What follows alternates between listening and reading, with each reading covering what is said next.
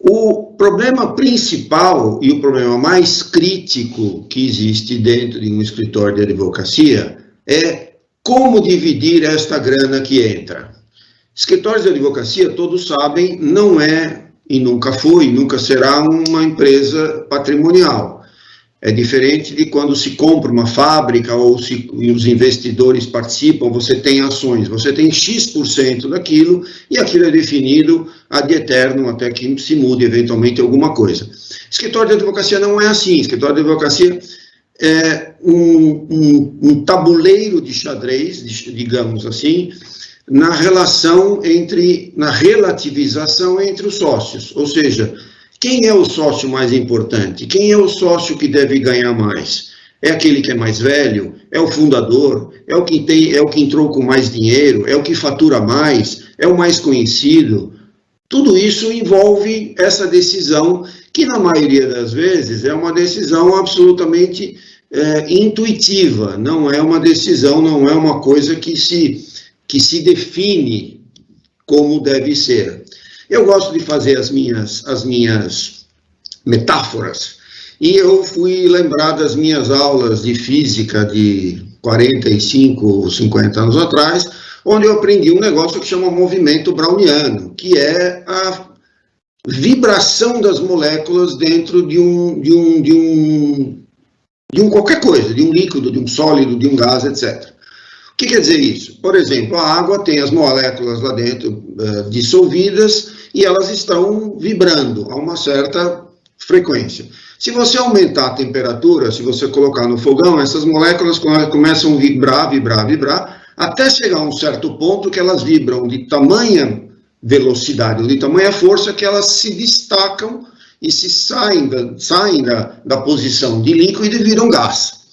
Mais ou menos, eu gosto de fazer essa metáfora com o escritório de advocacia. O escritório de advocacia, normalmente, quando é formado, ou é porque 2 pessoas, ou 3 ou 4 saíram da faculdade, se juntaram porque são amigos, ou porque depois de alguma fusão, sócios se encontram e resolvem se juntar, mas a ideia é que no começo há uma certa lua de mel em relação a este ponto, ou seja, quanto que cada um deve receber. Isso normalmente às vezes é discutido numa reunião inicial e leva-se em consideração uma série de coisas, faturamento, importância, etc, etc, e está todo mundo muito bem acomodado. À medida que o tempo vai andando e que o tempo vai passando e que o aumento do faturamento começa a acontecer, essa situação, às vezes, migra para uma situação parecida com esta aqui, ou seja, você põe fogo, você acende, melhora ou aumenta o fogo na fogueira e você começa a criar atritos entre sócios, porque cada um tem, obviamente, o seu conceito do que é a importância, a sua própria importância em relação aos outros sócios. Isso, às vezes, e na maioria das vezes, esse é o grande motivo para os splits nos escritórios. No momento em que o valor que o próprio sócio acha que tem, versus a remuneração que ele tem, a parte, o quinhão da distribuição de lucro que ele põe à mão, isso está desbalanceado na cabeça dele, ele vai tentar, obviamente, numa primeira etapa, uma renegociação com seus próprios pares, tentando argumentar sobre a sua importância versus a sua retirada. Se isso funcionar, maravilha, voltamos à situação anterior de estabilidade e de acomodação, senão há provavelmente um split no escritório. Eu costumo também usar uma outra deixa eu voltar aqui para deixar isso direitinho, uma outra metáfora, que é a metáfora da mão. Ou seja, a mão da gente é um elemento, ou uma ferramenta maravilhosa, mas ela é feita de 5 dedos e cada dedo tem a sua função. Você não consegue ter uma mão boa se você tivesse 5 dedões ou 5 indicadores.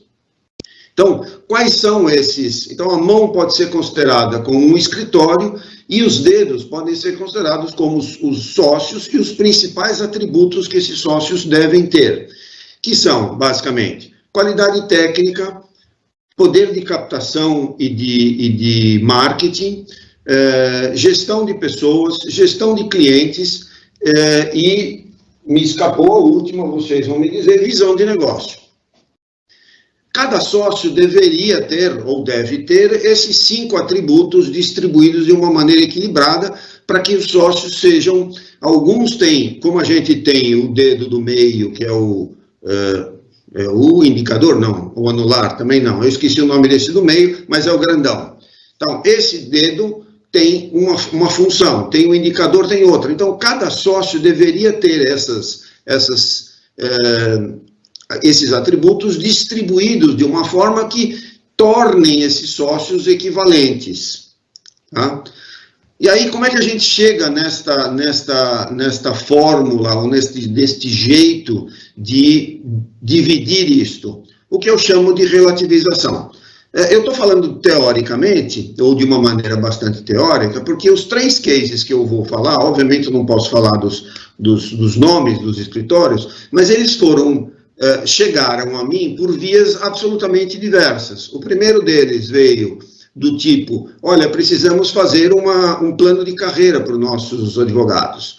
E aí a primeira pergunta que eu fiz é, quais são os atributos que vocês exigem dos seus advogados? Quais são as qualidades ou as características que você classifica o seu advogado? E aí cada um falava uma coisa. Eu falei, bom, então vocês precisam se organizar primeiro, precisam chegar a uma conclusão de quais são esses atributos que os advogados devem ter e qual é o peso que eles devem ter. Baseado no quê? Porque a hora que você promove um advogado, a expectativa maior de um advogado num escritório de advocacia é ser sócio daquele escritório de advocacia. Então, nada mais é do que um plano de carreira, é a preparação do advogado para virar sócio. Ou seja, os mesmos atributos e as mesmas características que devem ter os planos de carreira devem ser os mesmos que os sócios se autoavaliam. Então, esse é um dos cases que a gente acabou começando como avaliação de plano de carreira e a gente acabou chegando em relativização de sócio. O outro caso é muito parecido com esse, onde o cliente me pediu um planejamento estratégico e na primeira reunião começamos a discutir quais eram as expectativas e os objetivos de cada um dos sócios. Ou seja, queremos ser grandes, queremos ser tipo Piero Neto, Matos Filho, ou queremos ser boutique? E aí cada um dizia uma coisa. Não, eu quero ser isso porque eu quero curtir a vida, eu quero ser aquilo que eu sou um workaholic. E aí a gente chegou de novo na mesma coisa. Quais são as características que cada sócio olha para o seu sócio e o avalia? Se a gente conseguir chegar a uma equação que seja razoavelmente acomodadora, a sociedade anda bem e todo mundo fica razoavelmente feliz. Por que eu digo razoavelmente feliz? Porque não existe felicidade completa, ou seja, se existir algum sócio muito feliz, alguma coisa está errada, deve ter algum que está infeliz. Então, faz parte da natureza humana. A gente sempre acha que a gente vale mais do que aquilo que pagam para a gente ou daquilo que acham que a gente vale. Então, essa equação deve chegar numa certa acomodação onde todos os sócios estejam razoavelmente ou um pouquinho infelizes com a situação. Ou seja, está acomodado, ele está numa situação onde ele recebe uma certa quantidade de grana, ele pega um pedaço da pizza que ele acha que é razoavelmente coerente com o que ele faz para o escritório, o que ele permite ou o que ele traz para o escritório. Se isso estiver razoavelmente equilibrado na cabeça dele, as coisas estão mais ou menos acomodadas e o escritório continua andando bem. Eu fiz aqui um fluxogramazinho muito simples, que existem basicamente academicamente falando, existem 2 tipos de distribuição de lucro. Você tem de um lado extremo o hit what you kill, do outro lado extremo o lockstep. E no meio que não está no meio aí, está numa faixa direita, é uma mistura dessas duas coisas. O Hit or to Kill, teoricamente, é o mais fácil de se resolver, porque ele é autorregulável. Ou seja, quem fatura, qual o sócio que fatura, aquele faturamento é dele, ele paga os custos dele, ele paga a equipe dele, o que sobra é dele. Então, isso não tem muito o que discutir. É um sistema razoavelmente comum, fácil de ser implantado, tem lá os seus defeitos, não vamos discutir isso agora. Eu, particularmente, não gosto muito dele, mas existem dezenas ou até centenas de escritórios que trabalham desta forma. Existe o lockstep e existe o misto, que é uma mistura das duas coisas. Tanto um quanto o outro, existem critérios, e são esses critérios que são os complicados de serem definidos. No caso do lockstep, sejam eles quais forem os critérios, nós vamos ver um pouquinho depois, tem que haver um órgão decisor para fazer um ajuste periódico. No caso do misto, pode ser um órgão decisor, no caso uma diretoria, um sócio majoritário, um sócio mais sênior, um sócio mais ou fundador, sei lá, cada um se autoajuda. Ou pode ser uma avaliação 360, onde existe um consenso baseado num programa de avaliação. Aí passa-se por uma revisão, existe esse reajuste. Isso normalmente é feito, ou deveria ser feito, a cada período de 1 ou 2 anos, para que você acomode variações ao longo do tempo.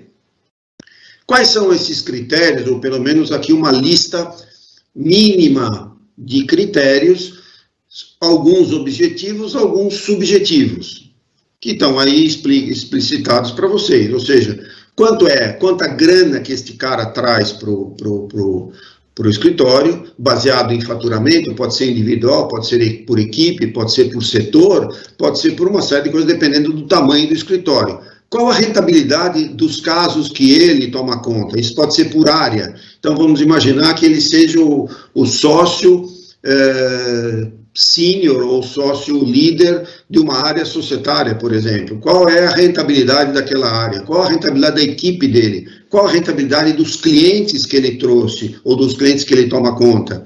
Isso tudo é o lado grana, é o lado objetivo, é o lado que pode se retirar de relatórios que vocês aí acabaram de falar, que existem vários sistemas que fazem isso ou procedimentos que fazem isso, seja ele desde o mais simples numa planilha de Excel para o escritório pequeno, até um sistema de ERP para escritórios maiores.